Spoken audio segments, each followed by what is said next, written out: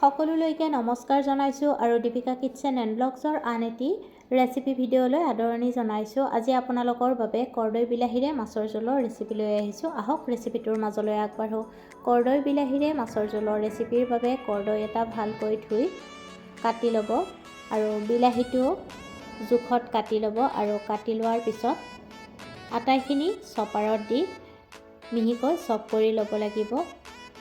আৰু চপাৰ নাথাকিলে আপোনালোকে খুব ভালকৈ হাতেৰেই মিহি মিহিকৈ কাটি ল'ব।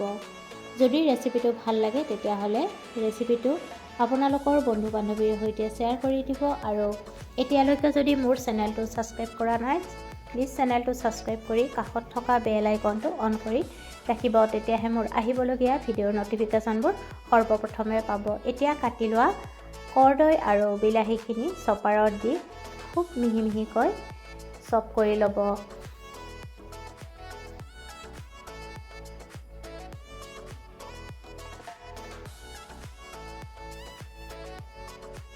মিহিকৈ কৰ্দৈ আৰু বিলাহীখিনি চপ কৰি লোৱা হৈছে। আনফালে কেৰাহী এটা গৰম কৰি ল'ব আৰু গৰম হ'লে সৰিয়হৰ তেল দি তেলখিনি ভালকৈ গৰম হ'বলৈ দিব আৰু ভালকৈ গৰম হ'লে নিমখ আৰু হালধি সানি ৰখা মাছ কেইপিচ ৰঙচুৱা কৰি ভাজি উঠাই ৰাখিব।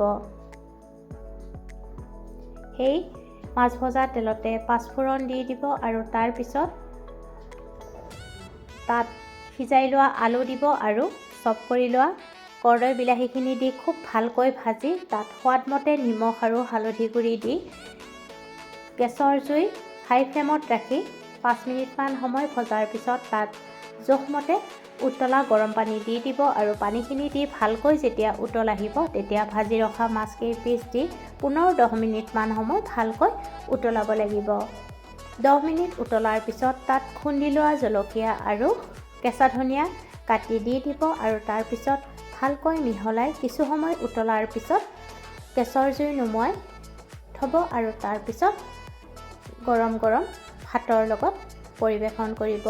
ৰেচিপিটো ভাল লাগিলে ভিডিঅ'টোত লাইক কমেণ্ট শ্বেয়াৰ আৰু দীপিকা কিটচেন চেনেলটো যদি এতিয়ালৈকে ছাবস্ক্ৰাইব কৰি ৰখা নাই চেনেলটো ছাবস্ক্ৰাইব কৰি কাষত থকা বেল আইকনটো অন কৰি ৰাখিব, তেতিয়াহে মোৰ আহিবলগীয়া ভিডিঅ'ৰ নটিফিকেশ্যনবোৰ আপোনালোকে সৰ্বপ্ৰথমে পাব।